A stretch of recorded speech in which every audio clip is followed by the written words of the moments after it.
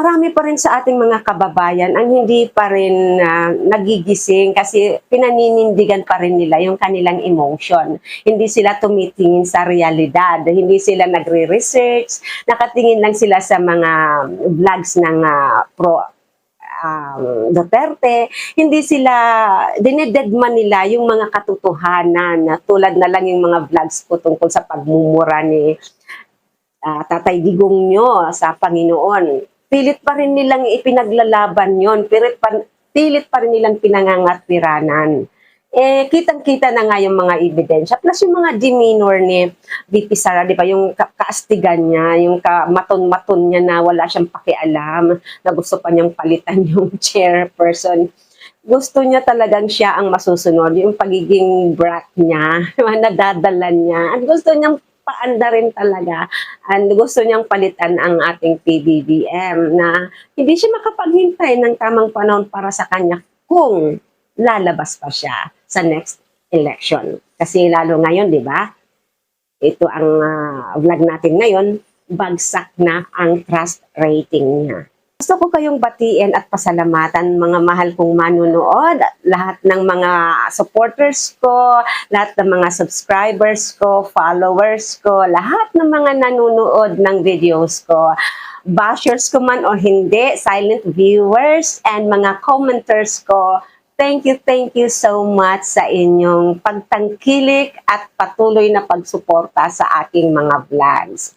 At muli po, inaanyayahan ko kayo doon sa mga hindi pa nakapag-subscribe. Please subscribe, like, and share. And huwag kalimutang mag-comment, di ba? Ito ang vlog natin ngayon. Bagsak na ang trust rating niya. So, ayun. Ang hirap. Politics is politics, ika nga, pero kailangan pa rin nating paganahin ang ating konsensya. Kasi, diba, kapalaran,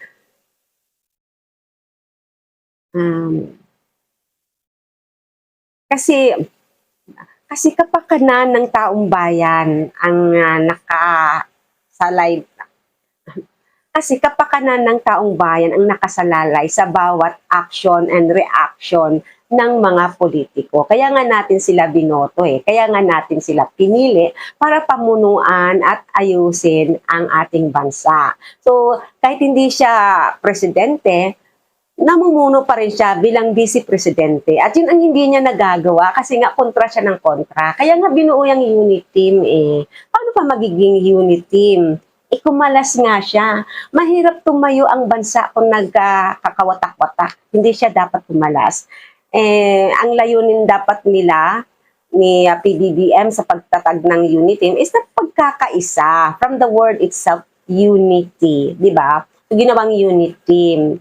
Kasi ang pagkakaisa lang ang nagbibigay ng lakas at mas mabilis magawa o maisagawa ang mga proyekto kung sama-sama tayo at mabilis umasenso, umunlad kung sama-sama. Tingnan nyo na lang sa pamilya, di ba? Kung watak-watak, ang hirap umasenso at ang hirap talaga pamunuan kung matitigas ang ulo ng mga anak, di ba? Sa mga kasama sa bahay. So yun lang po yung example because government starts from the family. Kasi we are, as a parent, as the head of the family, sa mga parents, we govern also. Yun nga lang, sa loob ng bahay. At kung hindi natin yan magampan, diba, ang gulo ng pamilya. So, ganyan din po sa ating bansa. Kailangan nagkakaisa tayo. So, sana tama na yung mga maging open na lang yung mga mata natin at buksan natin ang ating mga puso para makita natin yung katotohanan. At huwag na natin ipagtanggol pa yung alam naman nating mali. Di po ba? Maraming salamat po sa inyong panunood. Happy holidays, Merry Christmas to all, sa lahat ng Christians and hindi Christians. Merry Christmas pa rin po. Thank you so much. Mag-unawaan na lang tayo, mag-intindihan at magmahalan, di ba? Huwag na nag-aaway.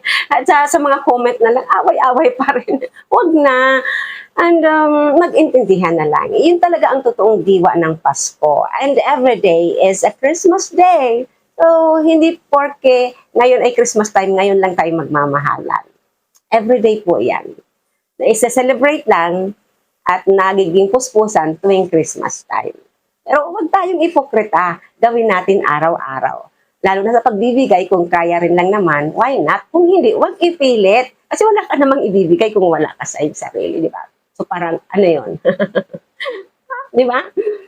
Anyway, thank you so much again. God bless you all and Merry, Merry, Merry Christmas.